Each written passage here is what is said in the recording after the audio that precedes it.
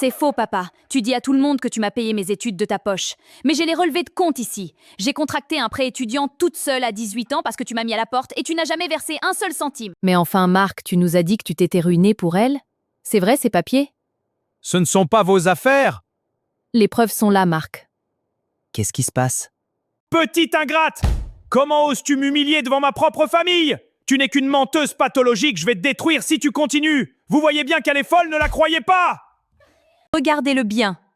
Vous le voyez maintenant. Le vrai visage du père avec qui j'ai grandi? Arrêtons-nous une seconde. Le masque parfait vient de se fissurer. Acculé par des preuves tangibles, le père de l'année a laissé éclater sa véritable nature tyrannique devant toute la famille. Le mensonge n'a pas tenu.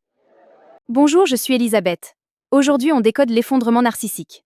On va comprendre ce qui se passe dans le cerveau d'un manipulateur quand la vérité éclate, et comment provoquer la chute d'un parent à deux visages.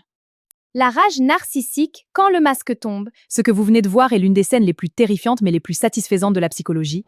La rage narcissique, narcissistic injury. Le père de Lina, le narcissique masqué, a passé 25 ans à construire une illusion de perfection. Son ego tout entier repose sur les mensonges qu'il raconte à son public, la tante Valérie. Quand Lina expose des preuves irréfutables devant ce public, le cerveau du père court-circuite. Regardez ses relevés bancaires, les transferts sont là. Non, c'est impossible. Comment est-ce possible? C'est la vérité, tout est documenté.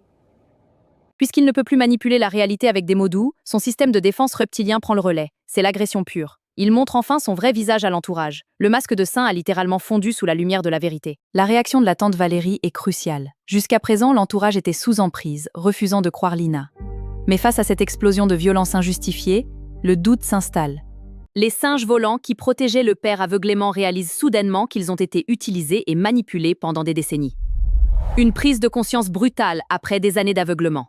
C'est un choc traumatique pour la famille élargie. Ils doivent admettre qu'ils ont fermé les yeux sur la détresse de Lina. Ce moment de silence autour de la table, c'est le moment où le pouvoir du parent toxique s'évapore définitivement. Il n'a plus de soldats pour le défendre. Alors, comment obtenir cette victoire? Attention, faire tomber le masque d'un manipulateur est extrêmement dangereux et ne doit jamais se faire avec de simples mots car ils mentiront toujours mieux que vous. La victoire de Lina repose sur des faits incontestables. Des papiers, des preuves. Si vous voulez démasquer un parent toxique, ne jouez pas sur le terrain de l'émotion. Jouez sur le terrain des preuves matérielles, avec calme, devant public, et laissez-les s'autodétruire par leur propre réaction de panique. Avez-vous déjà vu le masque d'une personne toxique tomber en public? Racontez-moi ce moment de justice en commentaire. Abonnez-vous à Elisabeth Décode et à très vite!